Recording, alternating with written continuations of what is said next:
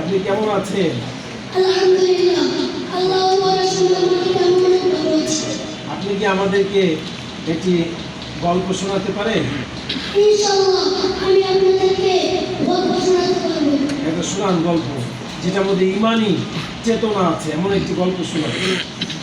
আসসালামু আলাইকুম ওয়া রাহমাতুল্লাহি ওয়া বারাকাতুহু।